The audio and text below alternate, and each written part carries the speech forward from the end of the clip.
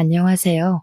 저는 공대를 졸업하고 지금은 둘째를 임신해서 태교에 집중하고 있는 40대 여자입니다. 제가 들려드릴 이야기는 저에게 불과 몇 년 안 되어 일어난 일들이며 사건의 일부는 현재 진행 중입니다. 그래서 더욱 사연을 올리기가 두렵기도 하고 주변에서 알아볼까봐 자세하게 쓰기 어려운 점 이해 부탁드려요. 하지만 그냥 조용히 넘어가기엔 제 속이 문드러질 것 같고 혹여라도 이 사연을 보시고 마음에 짐이 있으신 분들은 시원하게 해결하시라고 용기 내봅니다. 지금부터 제 기가 막힌 이야기를 시작해 보겠습니다. 처음에 말씀드렸다시피 저는 공대를 졸업했습니다. 공대 특성상 남자 비율이 훨씬 높아서 저는 대학 다닐 때 참 인기가 많았었어요. 솔직히 어디 가서 빼어나게 예쁜 얼굴은 아니지만 못났다는 소리는 단 한 번도 들어본 적 없었습니다. 대학 생활을 하면서 살면서 이렇게 많은 고백을 받아볼 일이 있을까 싶을 정도로 대시를 많이 받았습니다.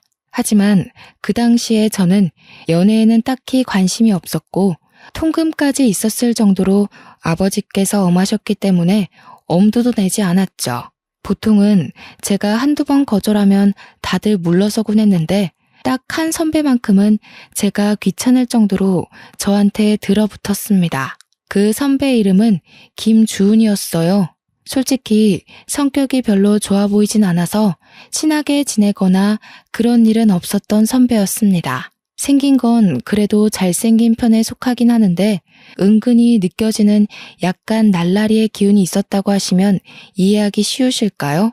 굳이 성격 이야기를 한 건 툭하면 후배들 불러다가 인사 안 한다고 기합 같은 걸 주기도 하고 억지로 동기들에게 술을 먹이기도 하고 그랬어요. 그래서 참 사람이 덜 됐구나 하고 생각했었는데 싸움도 꽤 잘하는지 다른 선배들도 주은 선배한테는 함부로 못하더라고요. 저는 성인이 되어서까지 힘자랑을 하는 그 사람이 그렇게 좋아 보이지 않았습니다. 당연히 고백도 거절했고요. 하지만 그럴수록 저한테 더 다가오려고 하더라고요.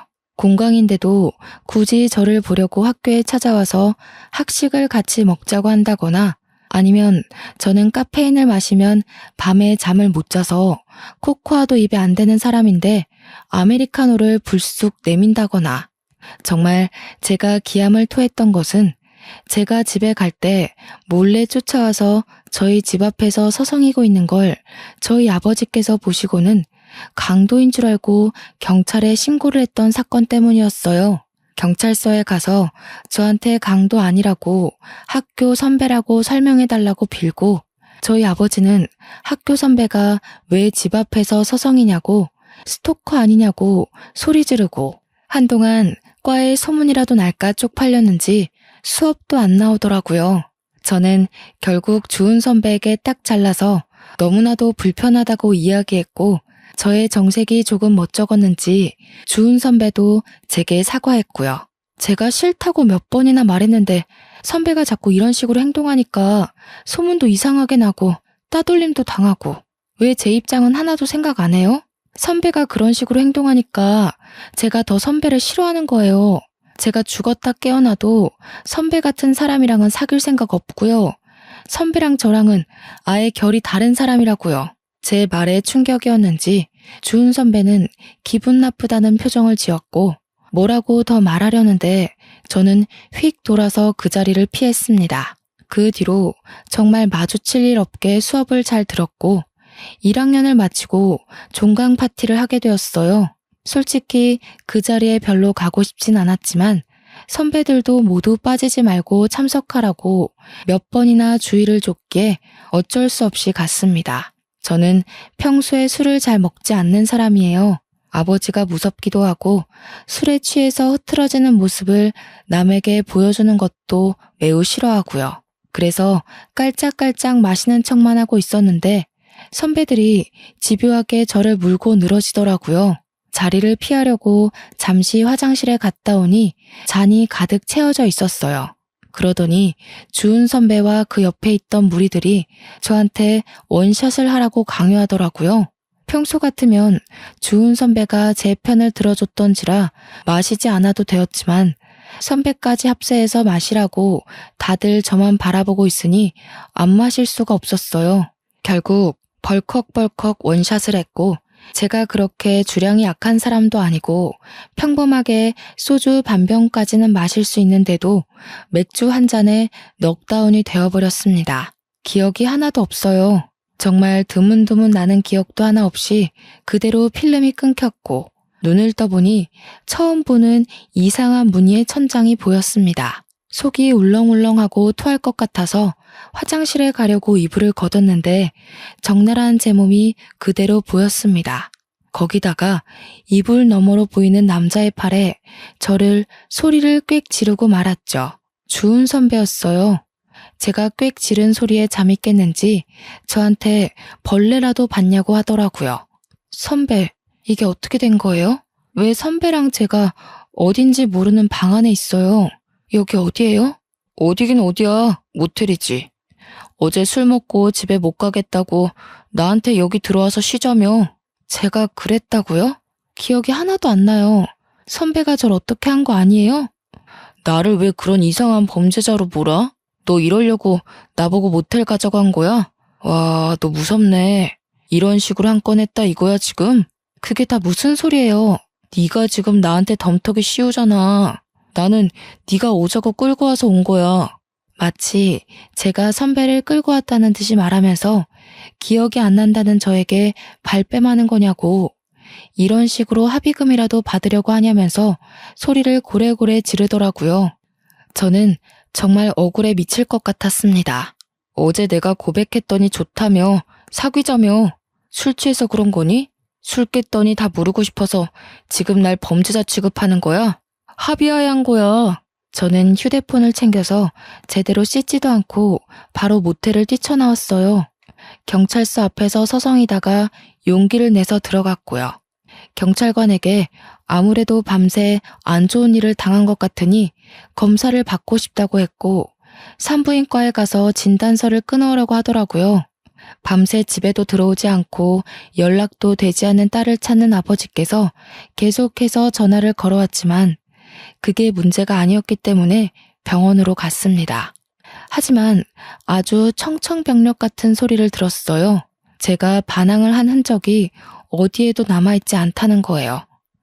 동행한 여성 경찰관님께서 증거 없이 기억도 없이 신고를 하게 되면 무고죄가 성립될 수 있으니 다시 한번 생각해 보라고 했습니다.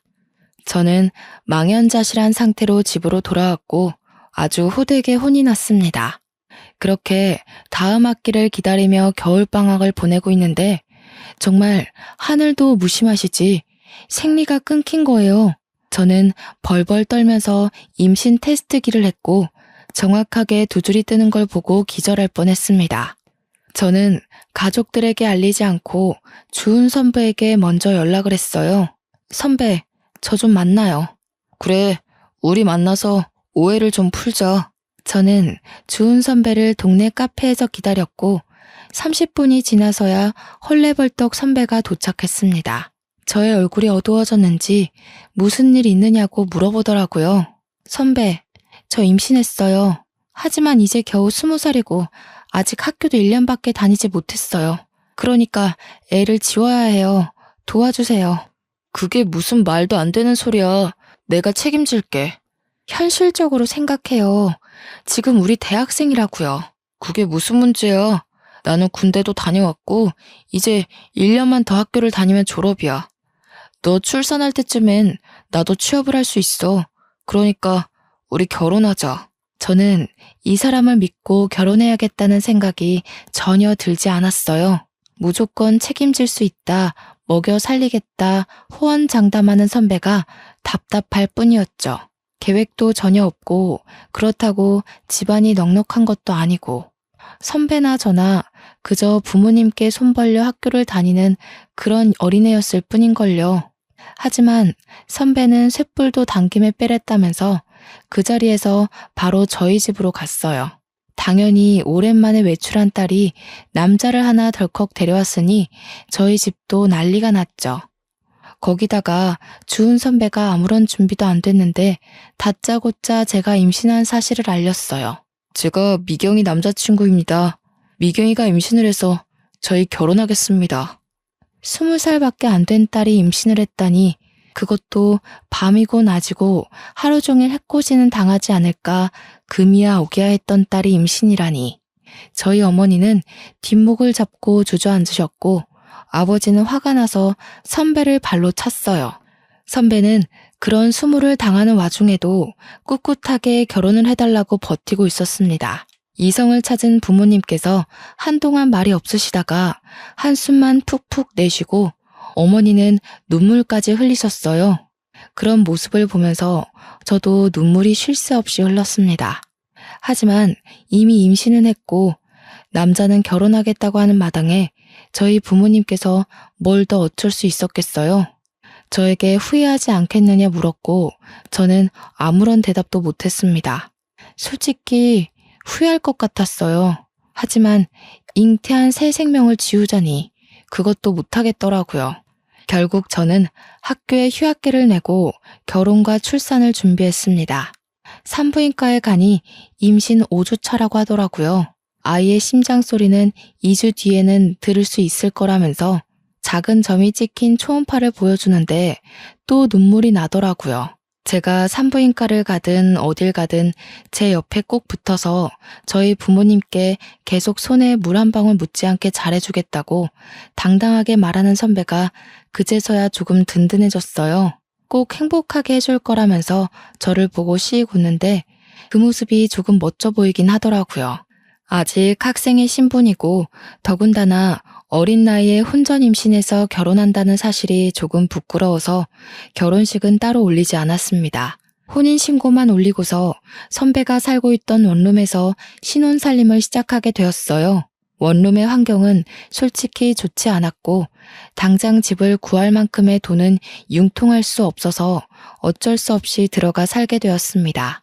선배의 본가는 경상도였어요. 그래서 학교 생활을 위해 서울에서 자취를 하고 있었던 거였죠. 제가 배가 점점 불러오고 아이가 태어나면 원룸에서 키울 수는 없었기 때문에 친정으로 들어가겠다고 말했습니다. 여기 방음도 안 되고 시설도 별로여서 아이를 키우기 힘들 것 같아요. 그러니까 친정집에 들어가서 출산 준비를 하면 좋을 것 같아요. 그게 무슨 소리야? 너 내가 3대 독자인 건 알고 있지? 친정 들어가서 출산 준비한다고 하면 우리 엄마 뒤로 넘어간다. 그러지 말고 나는 여기서 졸업할 때까지만 공부 마치고 돌아갈 테니까 너는 우리 본가에 가 있어. 친정이 코앞인데 굳이 경상도에 있는 시댁에 들어가라고요? 너는 이제 출가 외인이잖아. 거기다가 3대 독자의 씨를 품었는데 당연한 거 아니야? 그리고 나 학교 졸업하면 어차피 우리 고향 쪽으로 취직하려고 했어. 내가 우리 부모님 안 모시고 살면 누가 모셔? 그리고 우리 엄마가 시집살이 시킬 사람도 아니니까 편하게 내 집이다 생각하고 가 있어. 저는 정말 내키지 않았지만 이미 시댁과도 말이 다 끝난 상태였는지 시어머니께서 제게 연락이 왔어요. 아가 언제 오니? 미리 집도 다 정리해 두었단다. 짐부터 먼저 내려보내든가 어른들 너무 오래 기다리게 하는 거 아니다. 저는 그 말에 어쩔 수 없이 친정의 좋은 말로 포장해서 경상도에 홀로 내려가게 되었습니다. 만삭의 몸을 하고 내려가니 처음에는 너무나도 잘해주셨어요. 여기가 천국이다 싶을 정도로 먹고 싶은 거 다 해주시고 어머님이 식당을 운영하셔서 그런지 정말 손맛이 좋았습니다. 저는 오길 잘했다 할 정도로 편안하게 지내다가 무사히 출산을 했고 조리원까지 잘 갔다가 왔습니다. 저희 부모님께서도 그 사이에 2번 다녀가셨고요. 떡두꺼비 같은 아들을 낳아오자 시댁에서는 경사가 따로 없다면서 잔치까지 열어주셨어요. 출산하느라 고생했다면서 값비싼 가방도 하나 사주셨고요. 저는 처음이 조금 어긋나긴 했지만 결과적으로는 아주 좋은 집안에 시집왔다고 생각했습니다. 하지만 그것도 아주 잠깐이었죠. 제 몸조리가 끝나갈 때쯤 시어머니께서 틈만 나면 저를 식당으로 불려다가 일을 시키셨어요. 처음에는 갑자기 직원이 일을 관둬서 도와달라, 손님이 많아서 손이 모자르다, 알바가 휴가 갔다 이런 이유였지만 나중에는 이유 없이 불러 일을 시키셨죠. 처음에는 한두 시간만 아이를 업고 일을 하면 됐는데 나중에는 대여섯 시간씩 저를 부려먹더라고요. 남편은 제게 3개월만 있으면 내려간다고 했지만 저는 그 시간이 너무나도 지옥 같았어요. 하루는 삭신이 쑤셔서 도저히 못하겠다고 하니 시어머니께서 제게 욕을 한 사발 붓는 거예요. 저는 깜짝 놀랐습니다. 살면서 그런 욕을 들어본 게 처음이었어요. 사투리를 팍팍 썩어가면서 얼마나 찰지게 욕을 하던지. 제가 진짜 너무 놀라서 아무 말도 못하고 멍하니 듣고만 있었다니까요. 아무짝에도 쓸모가 없는 년. 네가 아들이 아니라 딸을 낳았으면 아주 내쫓아버리는 건데. 어머님, 저한테 왜 그런 식으로 말씀하세요? 그동안 네가 우리 4대 독자를 임신하고 있었으니까 못 부려먹었지. 나 때는 애 낳고 다 밥 깔고 일하고 그랬어. 시대가 어느 시대인데 아직도 그런 소리를 하셔요. 어마마? 시대가 무슨 소용이야? 시애매가 일하려고 하면 냅다 엎드리고 일하는 거지. 애기 안고 도대체 찌개를 왜 못 날려? 서울 깍쟁이는 이래서 안 된다고 혀를 끌끌 차셨죠. 저는 성취하는 몸으로 다리가 퉁퉁 붓는 것을 느껴가면서 일을 했습니다. 조금만 버티라던 남편은 주말에 내려오지도 않았어요. 저는 학교 선배들과 동기들에게 잘 지냈느냐면서 안부 연락을 하면서 혹시 주은 선배는 학교 생활 잘하느냐고 물어봤죠. 학교 사람들은 제가 남편과 결혼해서 아이를 낳는다는 사실을 아예 모르고 있을 거라 생각했어요. 제가 아무에게도 말 안 했거든요. 주은 선배? 선배야 뭐 늘 잘 있지. 맨날 술 먹고 놀러 다니고 진짜 저러고서 어떻게 졸업하나 싶다. 논문을 쓰느라 바빠서 못 내려오겠다던 남편은 맨날 술 먹고 놀고 있다고 하더라고요. 그때 느낀 배신감이란. 역시 사람은 화장실 들어갈 때랑 나올 때랑 다르다고 하더니 틀린 말 하나 없었어요. 근데 미경이 너도 참 걱정이 많겠다. 나? 갑자기 왜? 너 주은 선배 애 낳았다며. 학교에 소문 쫙 났어. 뭐 필요한 건 없어? 야, 아무리 그래도 나한테 말은 했어야지. 얌전한 고양이가 부뚜막에 먼저 올라간다더니 언제 임신까지 한 거야? 저는 머리통을 망치로 한 대 맞은 것 같은 기분이 들었습니다. 솔직히 아무도 몰랐으면 하는 바람이 컸거든요. 일단 20살에 임신을 했다는 것도 좀 그랬고요. 제가 그렇게 피했던 남편이랑 결국 결혼까지 했다는 것도 좀 부끄러웠고요. 저는 대꾸하지 않고 나중에 연락하겠다고 하고 전화를 끊었습니다. 그러자 동기한테 문자가 오더라고요. 읽을까 말까 하다가 문자 메시지함을 딱 열었는데 정말 속이 상했죠. 근데 주은 선배 솔직히 너무 별론 거 알지? 너에 대해서도 안 좋게 이야기하고 다니더라. 그래도 내가 너랑 친한 동기라서 전해주는 건데 아무리 도도한 여자라도 잡아뜨리면 그만이라고. 선배들이랑 이야기하는 거 들었어. 아무튼 이미 결혼도 했고 아이도 낳았으니 내가 오지랖 부리는 게 맞긴 하지만 너도 현명하게 잘 결정하길 바랄게. 정말 결혼한 지 1년도 되지 않았는데 이런 소리를 들으니까 너무 속이 상했어요. 방 안에 웅크리고 엉엉 울어버렸습니다. 그러자 집에서 곡소리가 난다면서 시어머니께서 문을 벌컥 열고 들어와 울 시간 있으면 빨래라도 하라고 하더라고요. 정말 도망치고 싶었습니다. 바로 남편에게 전화를 걸었습니다. 학교에서 도대체 무슨 말을 하고 다니는 거예요? 무슨 소리야. 내가 무슨 소리를 뭐라고 다녔는데. 논문 쓰느라 바빠. 어제도 술 먹고 놀았다면서요. 내가 다 들었어요. 너 동기들 시켜서 나 감시하고 다니니? 진짜 무섭다. 감시라뇨? 동기들이 나한테 현명한 선택을 하래요. 나에 대해서 안 좋게 말하고 다닌다면서요. 아무리 도도해봤자 잡아뜨리면 그만이라고 그렇게 말하고 다닌다면서요. 와, 어떤 새끼가 바로 일렀지? 야, 어차피 너 내 애도 낳았고 우리 혼인신고도 해서 정식 부부잖아. 이제 와서 네가 할 수 있는 현명한 선택이 뭔데? 우리 엄마가 전화해서 그러더라. 너 요즘 몸 아프다고 식당 일도 안 돕는다며? 자고로 시집 왔으면 시댁 살림에 제대로 신경 쓰고 살아야지. 가서 식당 일도 척척 도와드리고 빨래랑 설거지도 좀 하고 그래야 이쁨을 받을 거 아냐. 네가 나한테 시집와서 잘한 게 뭐가 있어? 아들 낳은 거?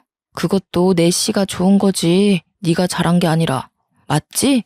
저는 남편과 통화가 끝나자마자 친정아버지께 전화를 걸었어요. 오랜만에 딸에게 전화가 와서 신나게 전화를 받으신 아버지께서 딸이 엉엉 울고 있으니 무슨 일이냐며 당장 말하라고 하시더라고요. 지금 남편이 제게 한 말, 시어머니께서 제게 한 행동을 모조리 다 일렀습니다. 아버지는 짐부터 싸놓고 기다리라고 하셨어요. 당장 내려가겠다면서 저를 끌고 갈 테니 4시간 정도 걸릴 거라고 어머니와 함께 가겠다고 하시더라고요. 저는 울면서 빨리 와달라고 했고 전화를 끊자마자 재빨리 짐을 챙겼습니다.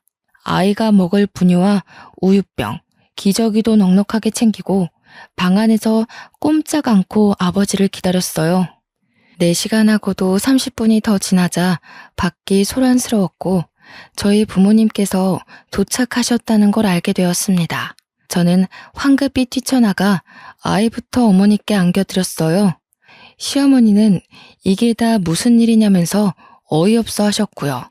우리 애 당장 데려가겠습니다. 밑도 끝도 없이 잘해주겠다는 말에 고민하면서 시집을 보낸 건데 이게 다 무슨 짓입니까? 아니, 내가 뭘 어쨌다고 우리 집 와서 이런 소란을 피우십니까? 사돈어른. 사돈이라고 하지도 마시오. 우리 귀한 딸 데려다가 밭일이 뭐 어쩌고 어째요? 거기다가 식당 일까지 하라 그랬다고요? 욕도 하고. 우리 집 식구가 되었으니 같이 돕고 살자는 거죠. 그리고 아이는 왜 데려가려고 그래? 우리 집 4대 독자야. 절대 못 줘. 애가 물건입니까? 주고 말고 하게. 애는 엄마랑 있어야죠. 아버지는 시어머니의 팔을 확 뿌리치고는 가방을 챙겨서 저와 아이를 차에 태우셨습니다. 시어머니는 당연히 난리가 났죠. 당장 내 손주 내놔라 하면서 소리를 쳤지만 아버지는 차 문을 잠가버리시고는 집으로 출발하셨습니다. 저는 아버지 차 안에서 정말 꿀잠을 잤어요. 그렇게 맘 편히 잔 것도 참 오랜만이었습니다. 집에 도착해서 엄마가 차려주는 밥상을 보니 정말 제가 불효를 저질렀다는 걸 알게 되었죠. 눈물이 자꾸만 나와서 밥을 못 씹겠더라고요. 그런 저를 보면서 아버지도 눈물을 슬쩍 훔치셨고요. 아이를 봐줄 테니 들어가서 푹 쉬라는 말에 정말 오랜만에 울고불고 보채는 아가를 어머니께 맡기고 방으로 들어와 단잠에 빠졌습니다. 그간 몇 시간 못 자고 일하고 애보고 정말 힘들었는데 내 집에서 푹 자도 된다는 생각을 하니 깊게 아주 오래 잠이 들었어요. 뭔가 쿵쾅거리는 소리에 눈을 떠서 휴대폰을 보니 다음날 오전 11시더라고요. 정말 14시간 정도를 깨지 않고 푹 잔 거예요.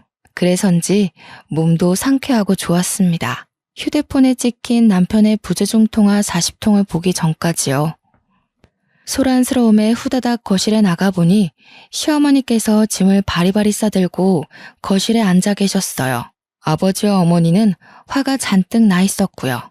저를 보자마자 시어머니께서 아주 불쾌하다는 듯 말씀하셨습니다. 우리 집 4대 독자를 데려가고도 무사할 것 같니?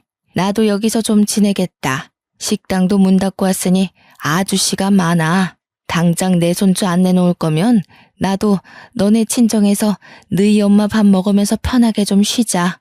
이게 무슨 몰상식한 짓이에요? 내가 가방끈이 좀 짧아요. 배운 게 없어. 어릴 때부터 식당 일 하느라 못 배웠거든. 그러니까 내 손주 내놓으시던가 아니면 나도 여기서 살 거니까 그런 줄 아쇼. 저는 정말 애를 줘버리고 싶었지만 저 똘망똘망한 눈으로 우리 어머니의 품속에 폭 안긴 아가를 보면 차마 그럴 수 없었습니다. 저는 어쩔 수 없이 남편에게 전화를 걸었어요. 남편도 이 사정을 모두 알고 있는지 전화를 받자마자 저한테 쏘아대더라고요. 그러게 왜 생각 없이 짐을 싸서 그렇게 나가고 그래? 어? 내가 오죽 힘들었으면 그랬겠어요? 나한테 손에 물 한 방울 안 묻히게 해준다면서요. 그땐 그때고 지금은 지금이지. 됐고, 이렇게 된 거 우리 엄마 따끈한 밥상이나 잘 챙겨드려. 노친네 경상도에서 버스 타고 올라오느라 아주 힘드셨을 텐데. 몸도 좀 주물러 드리고. 아버지는 제 전화를 뺏어서 남편에게 당장 친정으로 오라고, 오지 않으면 아주 큰일 나게 될 거라고 했습니다. 남편은 아버지껜 깨갱하고 알겠습니다 됐고 하고 바로 전화를 끊더라고요. 그리고 정말 30분 만에 쏜살같이 친정집에 왔어요. 당장 사돈 어른 모셔다 드리고 와. 그리고 나서 이야기하자. 어머, 제가 왜요?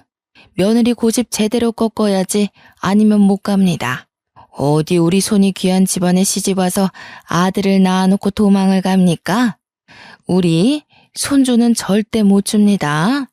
저 기집애가 고집 꺾을 때까지 내가 여기 단단히 버티고 있을 거예요. 누구 보고 기집애라고 하시는 거예요? 미경아, 그동안 이런 취급 받으면서 살았던 거니?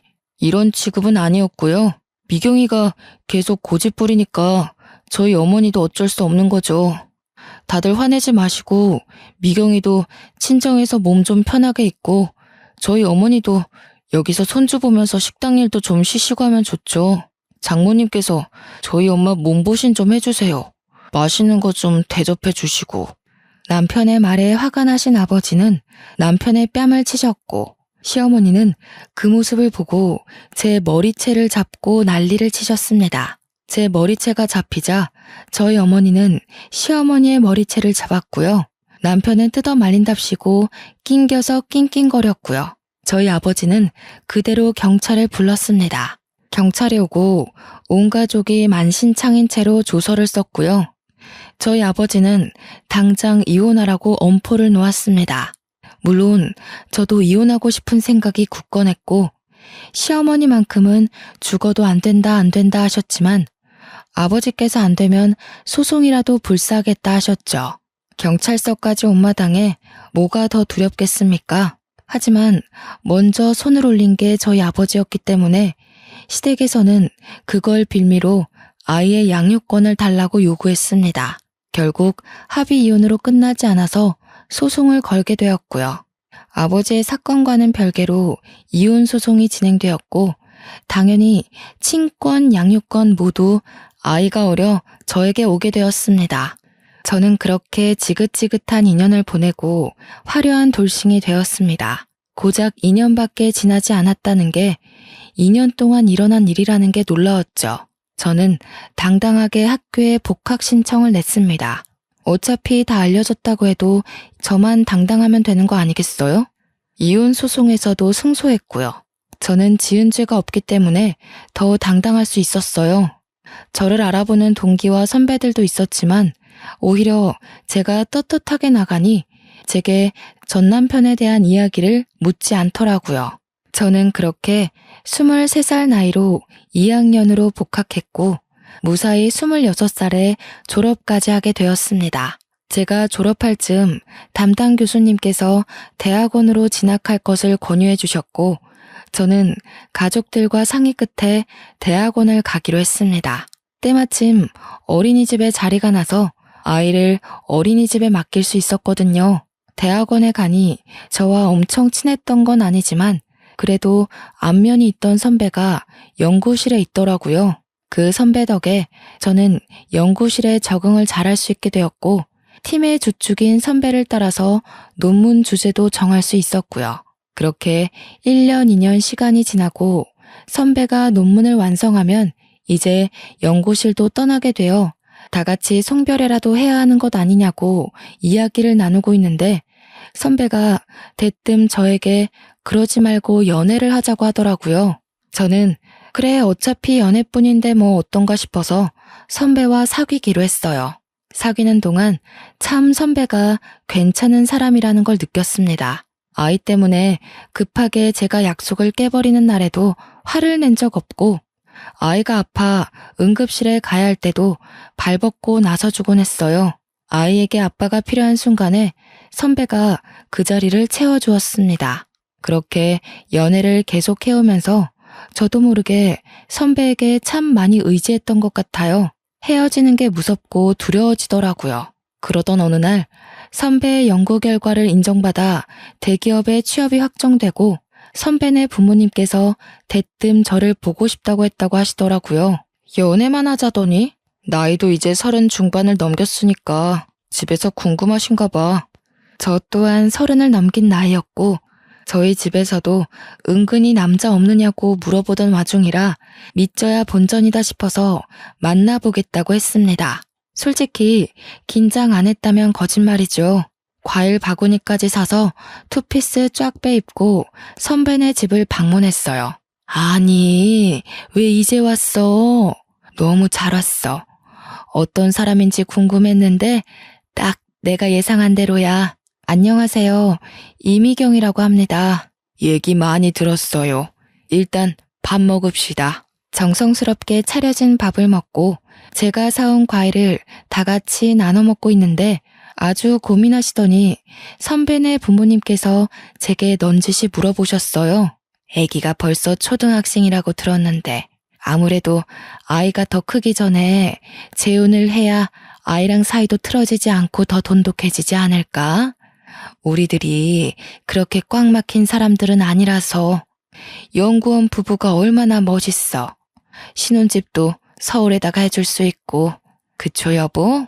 아유 말 맞다나. 결혼만 한다고 하면 내가 가진 저 강남 아파트 명의 바로 돌려줄 수 있지. 명의도 내가 통 크게 반반 해줄 수 있어요.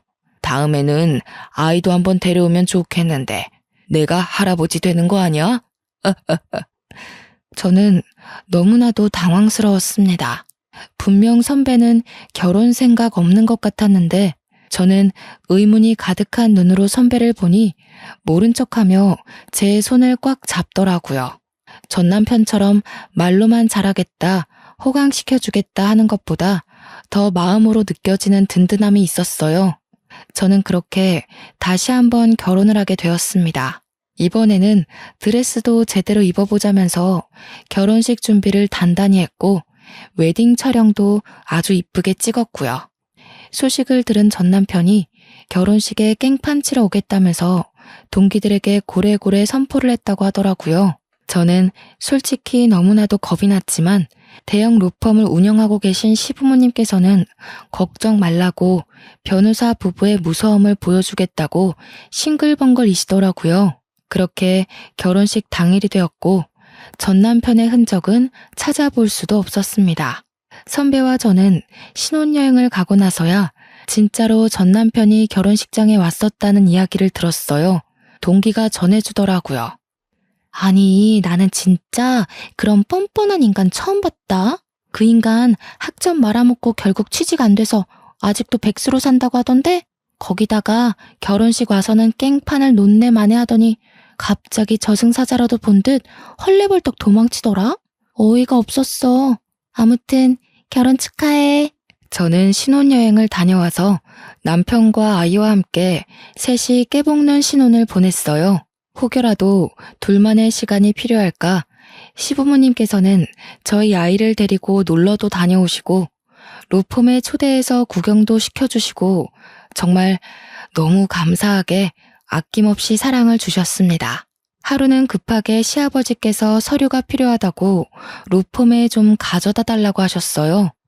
너무 미안해하면서 말씀하시길래 괜찮다고 서류를 확인하고 바로 로펌으로 달려갔습니다. 아버님의 사무실 문을 딱 여는데 웬 모자가 무릎을 꿇고 빌고 있더라고요. 그 뒷모습이 익숙해서 누구지 하는 와중에 아버님께서 저를 부르셨습니다. 우리 며느리 왔어. 서류는 여기다가 주고 잠시 게스트룸에 기다려줄 수 있겠니? 정 변호사, 경비원 불러서 이분들 좀 밖으로 모셔다 드리게나. 여기서와 이러셔도 아무 소용 없습니다.